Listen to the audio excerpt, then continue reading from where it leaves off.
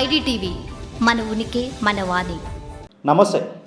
ఎక్కడో రెండు దేశాల మధ్య యుద్ధం వేరొక దేశం మీద ప్రభావం చూపుతుంది అనడానికి ఈరోజు మన దేశంలో నెలకొన్న పరిస్థితులే ఉదాహరణ. అవును, అమెరికా ఇజ్రాయెల్ కలిసి ఇరాన్పై కొనసాగిస్తున్న యుద్ధం కారణంగా మిడిల్ ఈస్ట్లో ఉద్రిక్త పరిస్థితులు కొనసాగటం, అక్కడ నుంచి రావాల్సినటువంటి ముడి చమురు అలాగే గ్యాస్ ఏదైతే దేశ ఆర్థిక వ్యవస్థలో ముఖ్య భాగంగా తమ వ్యాపారాలకి దోహదపడే చమురు నిల్వలు తగ్గుతున్నాయనే ఆందోళన కలిగించడం. ఒక పక్కన కేంద్ర ప్రభుత్వాలు చమురు విషయంలో భయపడాల్సిన అవసరం లేదు, అలాగే గ్యాస్ సంక్షోభంలోనూ అన్ని చర్యలు తీసుకుంటున్నాము, ఎక్కడ ఏ లోటుపాట్లు రాకుండా కూడా అన్ని ఏర్పాట్లు చేస్తున్నామని చెప్తున్నప్పటికీ ప్రజల్లో ఆందోళనలు మాత్రం తగ్గడం లేదు. దేశంలో చాలా చోట్ల చాలా ప్రధాన నగరాల్లోనూ కూడా ఇటు పెట్రోల్ బంకుల వద్ద లేకపోతే ఆటో డ్రైవర్స్ అయితే కనుక సిఎన్జి గ్యాస్ స్టేషన్స్ వద్ద కానీ భారీ క్యూలు ఏర్పడిన పరిస్థితి. పెట్రోల్ కొట్టించుకుంటూ కూడా చాలామంది కూడా ఫుల్ ట్యాంక్ చేసుకుంటే ఒక పక్కన ఆటో డ్రైవర్లు వాహనదారులు సిఎన్జితో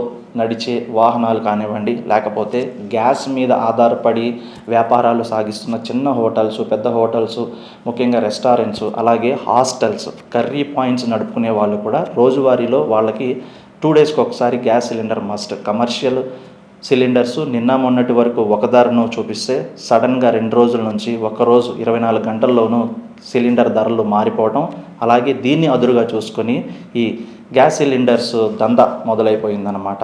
రాష్ట్రాల్లోనే కాదు చాలా ప్రాంతాల్లో కూడా ఈ గ్యాస్ కొరత అనేది చాలా ప్రభావం చూపిస్తోంది.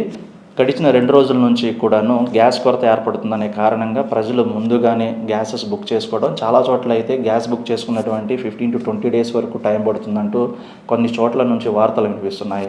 ఇంకొన్ని చోట్ల అయితే హోటల్స్ సగానికి సగం తను డైలీ మెనూని తగ్గించుకోవడము, తన రోజువారీ వ్యాపారాల్లో మార్పులు చేసుకోవాల్సిన పరిస్థితి వచ్చిందనమాట. హోటల్స్, చిన్న చిన్న హోటల్స్, కర్రీ పాయింట్స్ అయితే కనుక ఈ గ్యాస్ కొరత ప్రభావం చూపకుండా కూడా తమ వ్యాపారాన్ని తగ్గించుకొని వ్యాపారం చేస్తున్న పరిస్థితి. ఇక చిన్న చిన్న బళ్ళ మీద నడుపుకునే వాళ్ళ పరిస్థితి అయితే చెప్పక్కర్లేదు.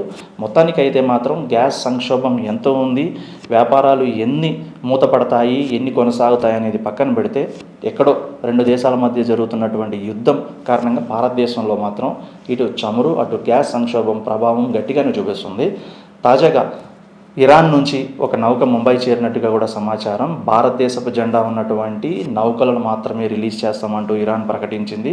మన కేంద్రం జరిపిన చర్చల్లో భాగంగా విజయవంతంగా కూడా భారత్కు మాత్రమే చమురును పంపిణీ చేయడానికి అనుమతిస్తున్నట్లు ఇరాన్ అంగీకరించినట్లు ఆ దేశం మధ్య అలాగే భారత్ ఇరాన్ మధ్య కుదిరిన ఒక గుడ్ న్యూస్ అని చెప్పాలి. పెట్రోల్కి ఏదో రకంగా కూడా చెక్ పడింది. ఇక దేశంలో కొనసాగుతున్న గ్యాస్ సంక్షోభానికి కేంద్రం ఎటువంటి చర్యలు తీసుకుంటుంది, ఈ గ్యాస్ సంక్షోభాన్ని ఎలా నిర్మూలిస్తుందో చూడాలి.